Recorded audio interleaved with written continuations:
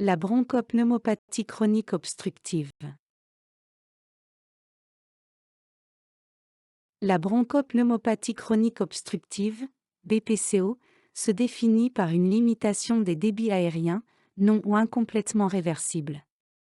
Regroupe deux anciennes entités cliniques distinctes. Bronchite chronique, définition clinique.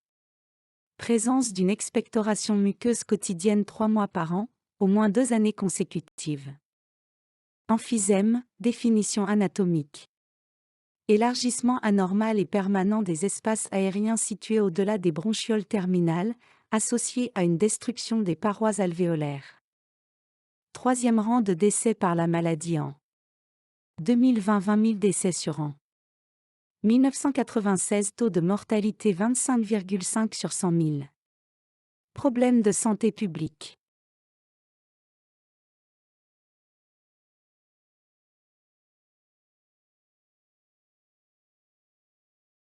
Le diagnostic de BPCO est évoqué devant.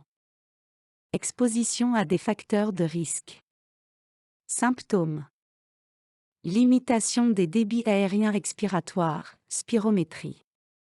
Diagnostic différentiel. Bronchectasie. Bronchiolite chronique.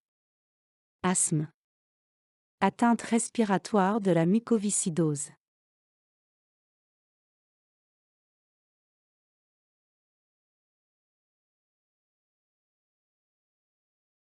Le tabac est le principal facteur de risque de BPCO.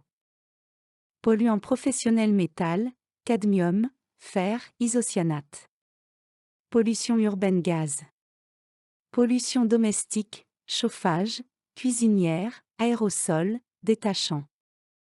Déficit en alpha-1 antitrypsine. Facteurs génétiques.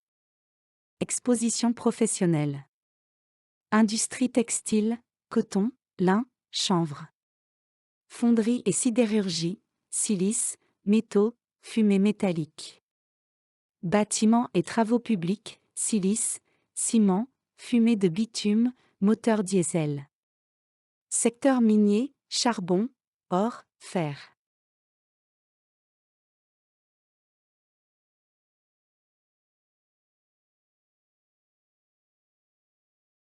Bronchique.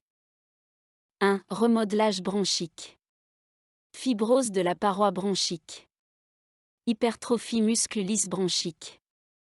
2. Hypersécrétion bronchique. Nombre des cellules mucosécrétantes. Occlusion de la lumière bronchique. 3. Œdème de la muqueuse bronchique. Infiltrat inflammatoire de toute la paroi. Prédominant sous la membrane basale. Macrophages, lymphocytes, CD8. Parenchymateuse. Emphysème centro-acinaire ou centrolobulaire. Destruction des parois alvéolaires. À proximité des bronchioles respiratoires. Respectant les parties externes de la sinus. Prédomine classiquement au lobe supérieur. Emphysème péanacinaire. Précoce, avant 45 ans, chez le fumeur. Diffus, touche l'ensemble des poumons. Forme familiale due à une carence en antitrypsine, presque exclusivement chez les patients homozygotes pour l'allèle Z. Limitation des débits aériens par diminution de la rétraction élastique pulmonaire, rupture des haubans bronchiques, responsable d'un collapsus bronchique prédominant à l'expiration.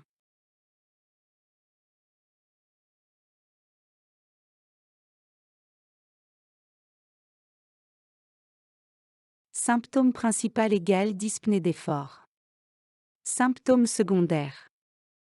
Tout avec expectoration muqueuse. Fréquence des exacerbations.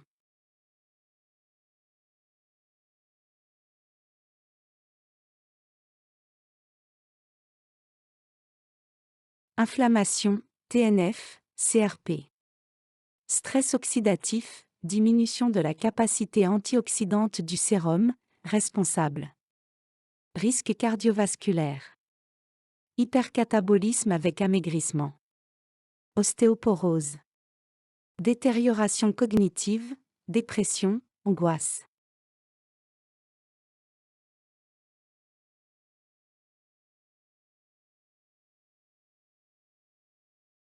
Stade caractéristique. 1. Léger VEM-CVF supérieur 70% VEM supérieur ou égal 80% de la valeur théorique. 2. Modéré VEM-CVF inférieur 70% 50% inférieur ou égal VEM inférieur 80% de la valeur théorique. 3. Sévère VEM-CVF inférieur 70% 30% inférieur ou égal VEM inférieur 50% de la valeur théorique. 4. Très sévère VEM-CVF inférieur 70% VEM inférieur 30% de la valeur théorique. Ou VEM inférieur 50% de la valeur théorique et insuffisance respiratoire chronique. CV, capacité vitale forcée, insuffisance respiratoire, PaO2 de moins de 60 mEm avec ou sans PaCO2 supérieur à 50 mEm Hg.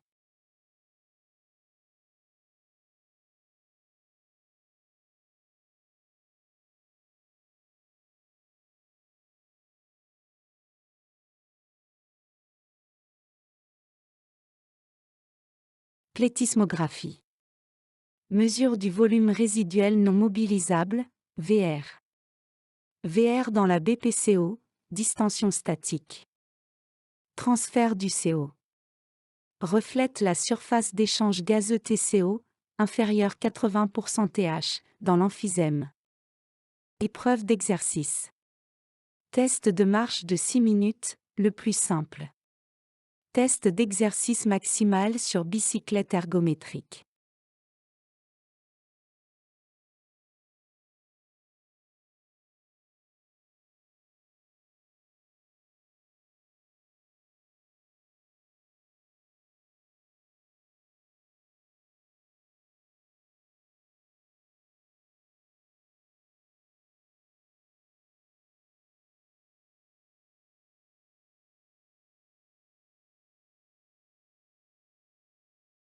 Sevrage tabagique. Objectif prioritaire de traitement. Toutes les techniques sont bonnes tant que le malade arrête de fumer. Substitution nicotinique. Bupropion. Thérapie cognitive et comportementale. Acupuncture. Hypnose. Prévention, rôle des campagnes télé, presse. Traitement bronchodilatateur. Premier traitement à prescrire dans les TVO avec dyspnée voie inhalée de préférence. Amélioration de la qualité de vie. Prise en charge nutritionnelle. Intérêt démontré en cas de dénutrition ou surcharge pondérale. Oxygénothérapie de longue durée. En cas d'hypoxémie PaO2 inférieur 55 mm Hg ou cas particulier.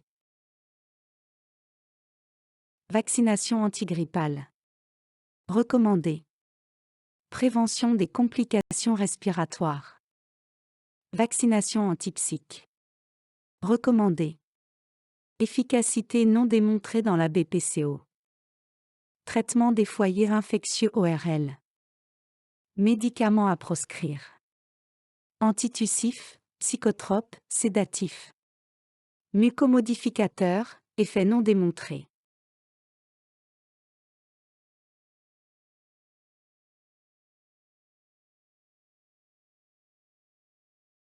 Exacerbation. Majoration ou apparition d'un ou plusieurs symptômes de la maladie sans préjuger de la gravité de l'épisode. Décompensation. Exacerbation susceptible d'engager le pronostic vital.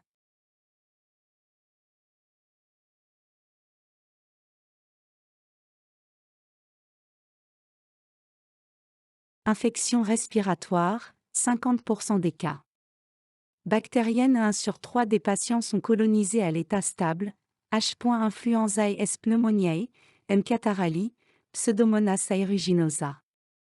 Virale 50% des exacerbations des BPCO sont liées à une infection virale DV.A.S. Germes atypiques, Chlamydia pneumoniae, rarement Mycoplasma pneumoniae. Pollution, SO2, numéro 2, ozone, particules. Comorbidité, embolie pulmonaire, dysfonctionnement du VG. Cause inconnue, dans 1 sur 3 des cas.